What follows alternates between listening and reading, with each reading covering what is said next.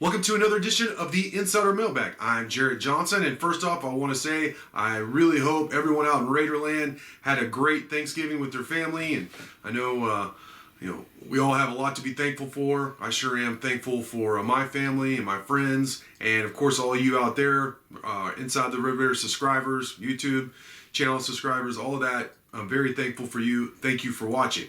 So with that, we have a lot of really good questions to get to, so I'm going to dive right into them. The first one comes from Tech Freak, who says, was the pump jack on the sideline for the last game? Yes, it was. He asked, will it travel? At this point, I don't know. Sonny Cumbie was asked that in his Tuesday press conference, and he said, it's heavy. Those things are heavy, and they'd like to.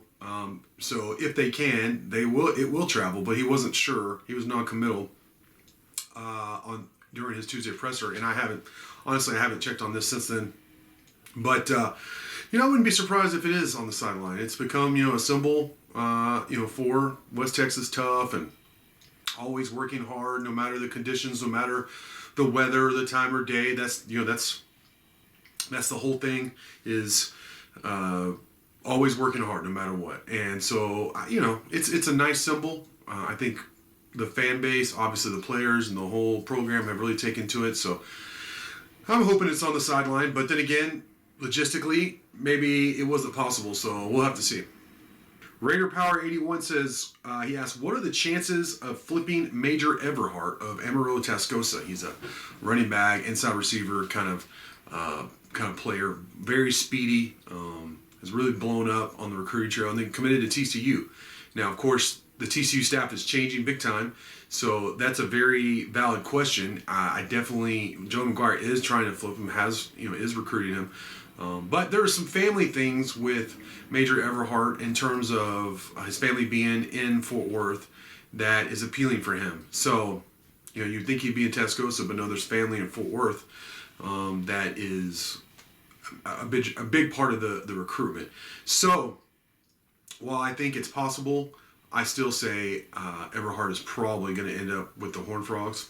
But hey, don't count out Joey McGuire. I will say, I saw that Everhart was in Fort Worth last week, and he wasn't in Lubbock for the Oklahoma State game. He was in Fort Worth. So, that's not a good sign for Texas Tech. But we'll see. So we'll see what happens. Texas Tech Austin says, in my opinion, why does the defense look so much better the last two games? Yeah, well, they're playing more to stop the run. They've been more stout against the run. I feel like the defensive line is playing better. I think they figured out some pieces in the secondary. Dadrian Taylor Demerson has been a much improved player at safety. DeMarcus Fields is still solid. In terms of both those guys will help out in the running game as well, obviously in pass defense. So Colin Schooler and Krishan Merriweather, those guys are still doing their thing. So I think it starts with scheme, that they're geared more towards stopping the run first. They're putting more guys in the box, which we clamored for over and over again earlier in the season. But then the players, you got to tip the cap. The Tony Bradford coming back helps. Jalen Hutchins has played well. Tyree Wilson has played well. They are playing better against the run, and overall defensively playing better the last 2 weeks. They need their offense, obviously, to step up and put up some points this week against Baylor. But no, I agree with you that they have played better on defense recently.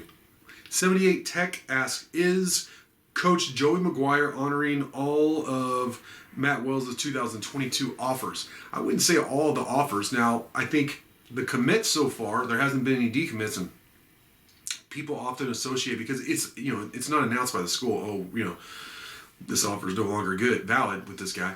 It's always offered by the recruit. So I think a lot of times people just assume it's always the recruit who is decommitting from the school or the coach. But when in a lot of cases, when there's coaching turnover, a coach will come in and say, no, we're not using the ship on this guy. So, but I haven't seen that yet. Everybody that I know of that's on the commitment list, the previous 9 guys, are still, their offers are still good. So I don't think they've gotten to a position where they had to make a decision on a new guy or an old guy, because there weren't enough commits, let's be honest. So I think that once they get to that situation where they have to make a decision, like a cut, for lack of a better term, then it'll be interesting to see who it is, or if we will even know. if they just say, okay, here's a new guy, but no, we don't have room. Look, we're not going to offer this guy. So, but as of right now, that I know of, and I talked with most of the commits, everybody's still committed. The offers are still good. And in terms of all the offers, I mean, you're talking about like 100 offers, so I don't know about that. But no, I was expecting maybe 1 or 2 decommits already by now, just because that's just the way coaching turnover is. But that hasn't been the case. And there's at least 6 or 7 commits in town for the Oklahoma State game last week. So I mean, those are all good signs. Tornado Watch asks. He says, obviously the new football coach hasn't assembled his entire staff yet, but who I think is the better recruiter, Joey Mcguire, Mark Adams, or Tim Tadlock? I have to give the edge to Tim Tadlock because he has stacked, one great class after another, they're consistently in the top 15. Baseball is very tricky. He has less money to offer, to be quite honest. And then, of course, you have guys going straight to the draft that are like really high up. Guys that Tech have been on that ended up just going pro. So, there's a lot to consider with baseball recruiting. Man, Tadlock has just been and he is right now. I mean, they get commits, it seems like almost every other day still right now. I just feel like he is consistently really good. And though of football, basketball, and baseball, I mean, I've covered pro baseball, I've covered high school baseball, I've covered college baseball. I mean, I've covered baseball a lot. But of the 3, I feel like I'm the least knowledgeable about baseball, despite having covered pro baseball for years and all that. I mean, I know baseball. But still, with that being the case of not feeling as confident about it as it's like football and basketball is easy, man. It's such a big part of my life. But despite that, the baseball with Tim Tadlock and the great talent he's brought in over the years was the first sport at Tech. This is before even Tubby came in and changed things around with the basketball program, and the football program has been what it is. Where I saw that Tech had a decided talent advantage at several positions on the field, whether it be a big arm in the outfield or a big arm coming out of the pen or just amazing hitter after amazing hitter after amazing hitter. And it's why Tech is a top 10 program every year now, because Tadlock, one of the reasons. I think Coach Tadlock would say, honestly, and I've heard him say such things like, it's about the players and how much he respects these players and the way they play the game and what they've done for the university. And, you got to tip the cap to Tim Tadlock. He is elite. People like to use the word elite, and Hoka doesn't shy away from the word elite. Tim Tadlock is an elite person and coach. I'm just a huge fan of his, and I think, to me, while Mark Adams has shown he can recruit, and Joey Mcguire looks like a monster, I just, right now, I mean, it would be foolish for me not to tip the cap to Tim Tadlock's prowess as a recruiter. This question comes from Cal Razor. He says, long list, short questions. So I'm going to attempt to do this. He wants to know, only freshman and sophomore listed on the roster. He says, how many are still here? Which ones will, in my opinion, become contributors? He says, his observations, there's a lot of size. He said Josh Berger is a freshman. If 24/7 has Berger listed as a freshman, it's incorrect. He's a super senior, actually. This is his last year, so he'll be gone. I'm gonna jump to Jacoby Jackson, a freshman, 6'6", 330. I think he will be a player down the line. A good player. He was a TCU commit and legacy at one point that Tech flipped, and he's a really good player. He's, like 6'6", 330, and he can move and all that.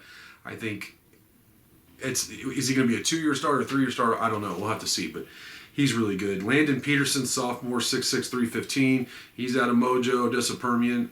I've seen some really good things from him. He's actually gotten some playing time, received some playing time this year, and I expect him to get more and more. Don't be surprised if he's a starter next year. If not that, then he'll be heavily in the rotation and he'll play. Assuming he stays, and I don't know that he's going to stay for sure. I believe he is. Matt Keeler, freshman, 6'6", 310. I don't know if he may be a sophomore. The COVID messed everything up in my head. I'm not sure. Normally I know this exactly. But he has at least 3 years of eligibility remaining. He transferred in as a junior college player. Look, he struggled some when I saw him. And this wasn't, I haven't seen him since fall camp. Really, when I saw him was in spring. And that's an adjustment. These guys come in from junior college or high school, and they play these, even Texas Tech, yes, veteran defensive linemen and linebackers, and there's an adjustment. Even the best ones. Even the best talent going against just marginal veterans at this level, there's a speed of the game, off the snap, all that, a physicality that they just have to adjust to. It takes time. I mean, especially in the trenches. So I'll be interested to see how Keeler develops and where he goes from here. All right, a couple commits. Caden Weatherby, 6'7", 280. I like that. I think he's bigger than that. Now, he's coming off I think it was a shoulder injury that cost him his senior season, which you always hate to see that. But he said he's going to be 100% when he gets to campus. So, projecting if he's going to be able to contribute, yeah, I believe so. I mean, he's a 3-star guy. I mean, I like that 6'7". I like that size. I mean, I can see him being 6'7", 320 at some point. So we'll have to see. Sheridan Wilson, 6'4", 275, at Argyle, highly recruited guy. He has a 4-star offer list, even though he's a 3-star guy. Under Armour All-American participant dude. He's good. Again, it's hard to recruit, especially offensive linemen. I mean, 4-star guys come in here and get hurt and never play. 2-star guys come in here and start 3 years. It's hard to project, but I like his tape a whole lot. And then Caden Carr, 2023. I mean, he's a junior in high school, but he's 6'5", 300 pounds out of Amarillo. This dude's supposed to have the goods. Everything I've heard from recruiting analysts who've seen him like in camps and then seen him in person or watched his huddle. I've seen his huddle. I mean, he's a dominant dude. So I like him. We'll have to see how he progresses even just through his high school year. But, the future is bright. He has a lot of potential, is the best way to say it. So, yeah, they have potential on the offensive line, I think, is what you're trying to get to. They do have size and some potential. They need more. And Joey McGuire knows that better than anyone, and that's what he's setting out to do, is to really improve along the offensive and defensive lines. So I'm excited about that. And these guys you mentioned are a big part of that, these commits. All right, SM8588 says, looking at the basketball stats, 3-point percentages are not ideal. The opponents is high and Tech is low. He says, knowing that the competition has not been Big 12 caliber, how much concern should we have for this season? I am concerned about a couple of things: 3-point shooting and defense, chief among them. And it seems like it's been the same thing for years now, right? Since the national championship appearance, right? That's how I feel. And even that year, I mean, obviously that cost you in the national championship. So 3-point defense. So it's a concern. Right now, you're thinking Kevin O'Banner is your best 3-point shooter, but he has been cold. I mean, I saw him miss 3 after 3 after 3 the other night, wide open against Omaha. So he's got to shake off his rust or get back his mojo, whatever you want to call it. He needs to come back around, and that'll help on the offensive end, I think, a lot. Defensively, I mean, part of me is just like the whole no-middle, iron donut, whatever you want to call that Texas Tech plays. It just seems to, it sags in and you defend the paint, but you're open to the penetration and kick. That's just part of it. I think that's going to be a problem. I mean, they're going to have to close out better. They're going to have to anticipate better. They're going to have to. That's how you defeat that or get better at that, is get used to playing together more, your rotations and all that, and everyone being on the same page. And once they get there, and I believe Mark Adams and his staff will have them there, I think you'll see Tech really tighten up on the defensive end and become a major force. If they start knocking down threes, look out. Sky's the limit for this team, because there's a ton of size, depth, and talent on this roster. Anonymous says, how many commits are you expecting by early signing day, and how many would you expect in February? Oh, I haven't gone through everyone and asked. I need to do that. That's coming up. There's been my plate has been full, which is a good thing, because there's been so much activity, period, with the coaching changed, the staff changed. We're still in a season. The recruiting's been off the charts here for football for Texas Tech. So there's just a lot going on. We're efforting, and I need to get with people and find out exactly when they are signing. I know, let's see, who was it? A couple of the guys are going to be signing early and would be on campus early. So that doesn't really help you. I don't have an exact number. But in terms of how many commits do I expect, high school commits for the 2020 class, 22 class, would be, I'm thinking like 18 or 20, to be honest. They're already to 14, and McGuire's not done. It's about to be an open period, and he's going to go visit a bunch of people, schools and everything. So you could imagine, with his connections throughout the state and the region, not just Texas, but definitely in Texas, he's going to have some opportunities to add some guys if he wants to, and he does want to. So I think it's going to be around 18 or 20 for this 2022 class. I think the 2023 class is going to be like 20, maybe even more than 25. or maybe right at 25 for high school and leave a couple open for some transfer guys through the portal. Because that's obviously what Joey Mcguire wants to do. He has no shortage of people contacting him about some of their players or diamonds in the rough and really good players. So, and him and his staff seem to be very, very aggressive and very good at closing. So, yeah, things are changing in terms of high school recruiting for Texas Tech, and I think it's going to be different for the foreseeable future. Tech Freak says, any news on Coach Wells? Is he still in Lubbock? Are any other programs interested in him? Yeah, I believe he still is in Lubbock. I know he's been traveling some. I haven't talked to him here recently, like in the last week or so. He texted me when Lucas, my son, and I went to the Cowboys game, and I posted some pictures of us there at AT&T. That was against Denver. That was Tech's bye week, so it was earlier this month. But he texted just how happy he was to see we were at the game, and he wanted me to tell Lucas just, how happy he was that we were there, and, that he was thinking about him and everything. Just really classy. Coach Wells has been the epitome of class with my family. That's just been my experience. And he told me that him and his wife, this was back when it was Jordan Love's first start against Kansas City. So they went to that game. I knew they did that. But other than that, like I said, it's been pretty crazy. I've had my hands full with the interim coach, Sonny Cumbie, covering the team, and then Joey Mcguire, the head coach, him being introduced, the staff that they're assembling, recruiting, all that. So I'm sure Coach Wells has his own things that he's going through and working through, and his options. So it'll be interesting to see where he lands. He will land somewhere if he wants to, maybe he'll pull a David Yost and take a year off and just get paid, so who would blame him for that? Kind of recharge the batteries. So we'll have to see, but he's going to land on his feet, that's for sure. Well, that's going to do it. Great questions as always. Thank you very much for all of them. Thank you for watching, and until next time.